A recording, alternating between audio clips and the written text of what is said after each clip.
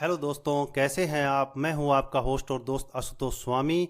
स्वागत है आप सबका आपके अपने YouTube channel dare to be unique की series psychology of money part second. आज मैं आपके सामने एक विचित्र समस्या साझा करना चाहूंगा, जिसे सुनकर आप अपने पैसे के साथ क्या करते हैं इस बारे में बेहतर महसूस करेंगे और दूसरे लोग अपने पैसे के बारे में क्या करते हैं इस बारे में कम आलोचनात्मक। लोग अपने पैसे के साथ मूर्खतापूर्ण हरकतें करते हैं, लेकिन हकीकत में कोई मूर्ख है नहीं। इसे एक बड़े परिदृश्य में देखने की जरूरत है। अलग अलग पीढ़ियों के लोग, जिनका जन्म अलग अलग स्थान पर हुआ है, जिनके पालन पोषण करने वाले माता पिता की आय अलग अलग है, जीवन मूल्य अलग अलग है, विश्व के विभिन्न क्षेत्रों में विभिन्न अर्थव्यवस्थाओं में जिनका जन्म हुआ है, जिन्होंने अलग अलग जॉब मार्केट में अलग अलग प्रोत्साहन में अलग अलग परिस्थितियों में भाग्य का अनुभव किया है, वे एक दूसरे से बहुत ही अलग पाठ सीखते हैं। दुनिया कैसे चलती है इस बारे में हर किसी का अपना अनुभव है, और आपने जो अनुभव किया है वह कहीं अधिक प्रभावशाली है, आपके सोच और व्यवहार को कहीं अधिक प्रभावित करता है उसके मुकाबले जो आप किसी से सुनते हैं, किसी अन्य से सीखते हैं।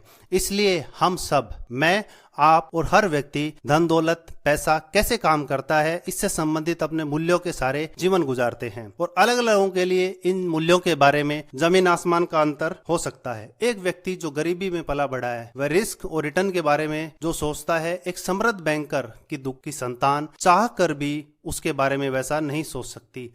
एक गरीब, एक मजदूर पैसे को लेकर जो सोच सकता है या जो सोचता है, वैसा एक उद्योगपति चाह कर भी नहीं सोच सकता। धन दौलत के बारे में आप कुछ ऐसा जानते हैं जो मैं नहीं जानता, परंतु इसका विपरीत भी उतना ही सत्य है, और जिन धारणाओं, पूर्वानुमानों और उद्देश्यों के साथ आप अपना जीवन जीते हैं वह मुझसे अलग हो सकते हैं।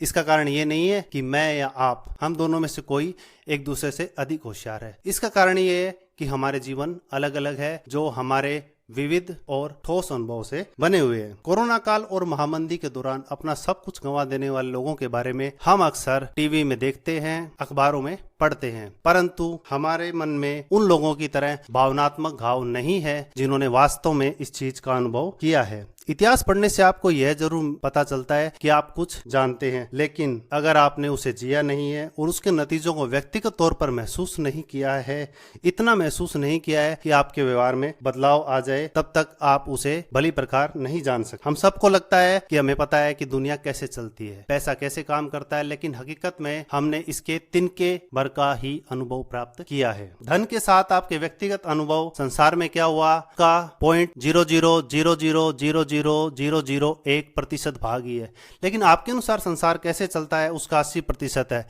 इसलिए समान रूप से होशियार लोग अक्सर इस बात पर बहस कर सकते हैं, मंदी क्यों आई, कैसे आई, कहाँ निवेश करें, कितना जोखिम ले आदि। द्वितीय विश्व युद्ध के दौरान जर्मनी और जापान से स्थानीय स्टॉक मार्केट का पूरी तरह सफाया हो गया। भयानक बमबारी और गोलाबारी से खेत नष्ट हो गए। जर्मनी में केवल इतना ही अनाज उत्पन्न होता था कि वहां के लोग प्रतिदिन 1000 कैलोरी का उपभोग कर सके, बस केवल। परंतु 1941 से 45 के बीच अमेरिका में तो स्टॉक मार्केट दुगना हो गया। अब आप इन दो अलग अलग देश, अमेरिका और जर्मनी के लोगों से यह अपेक्षा नहीं कर सकते कि वे अपना जीवन बेरोजगारी, पैसा, स्टॉक मार्केट, महंगाई को लेकर एक जैसा सोचते हुए बिताएं। धन दौलत को लेकर जब भी कोई लोग निर्णय लेते हैं, उस क्षण में उपलब्ध सारी जानकारी को अपने अद्वितीय दिमागी मॉडल में डालते हैं, जो उन्हें यह बताता है कि दुनिया कैसे चलती है, और इसी आधार पर वे अपने निर्णय को उचित ठहराते हैं। लेकिन वह जानकारी गलत हो सकती है, अधूरी हो सकती है, उनका गणित कमजोर हो सकता है, वे मार्केटिंग के भयावह बातों में आ सकते हैं, या शायद उन्हें पता ही नहीं हो कि वे कर क्या रहे हैं। लेकिन हर निर्णय जो लोग लेते हैं वह उनके लिए मायने रखता है और उनके अनुसार सभी पहलुओं की पूर्ति करता है। वे खुद को एक ऐसी कहानी सुनाते हैं जिसमें वे क्या कर रहे हैं और क्यों, इसका वर्णन होता है, और यह कहानी उनके खुद के अद्वितीय अनुभव से रचित होती है। इसका एक साधारण सा उदाहरण, लॉटरी के टिकट। अमेरिकी लोग फिल्म्स,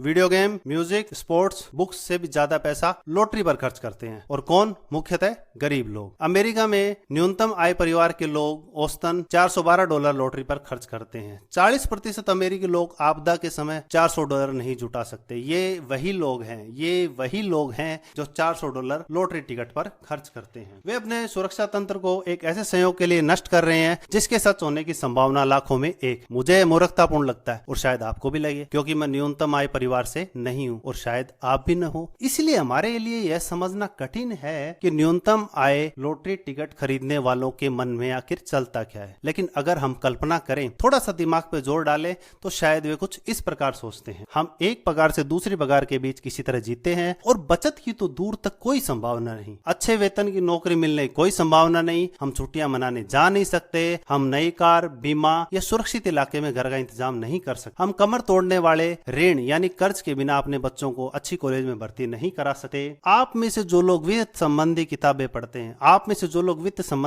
पढ़ते हैं, आप सबके पास या तो वह सब कुछ पहले से ही है या फिर हमारी तुलना में उसे पाने की आपके पास अच्छी संभावना है। लॉटरी का टिकट खरीदना ही हमारे जीवन का वह पल है जब हम ठोस रूप से वह सब पाने का सपना देख सकते हैं जो आपके पास है और जिसे आप महत्व नहीं देते हैं। हम एक सपने की कीमत चुका रहे हैं और आप यह नहीं समझ सकते क्योंकि आप पहले से एक सपना जी रहे हैं और इसलिए हम आपसे ज्यादा लॉटरी टिकट खरीदते हैं। आपको इस तर्क से सहमत होने की जरूरत नहीं, लेकिन अगर आप दिवालिया हो रहे हो, लॉटरी टिकट खरीदना बुरा है। लेकिन अब आप समझ गए होंगे कि लॉटरी टिकट बिकती क्यों रहती है, इसकी बिक्री निरंतर जारी क्यों रहती है। कुत्तों को 10,000 वर्ष पूर्व पालतू बनाया गया, लेकिन आज भी वे अपने प्रचंड पूर्वजों का व्यवहार बनाए हुए हैं। और एक हम जिन्हें आधुनिक वित्त सिस्टम में केवल 20 से 50 वर्ष का अनुभव है और हम इसके अनुकूलित होने और एक्सपर्ट बनने की आशा करते हैं। ये एक ऐसा विषय है जो भावना बनाम तथ्य से इतना अधिक प्रभावी है कि यह एक समस्या ही बन गया है। इसी से यह समझने में मदद मिलती है कि आखिर हम पैसे के साथ वो क्यों नहीं करते जो हमें करना चाहिए। अब आप समझ गए होंगे कि हम पैसे के साथ मूर्खतापूर्ण हरकतें क्यों करते हैं, क्योंकि हम सब इस खेल में नए हैं।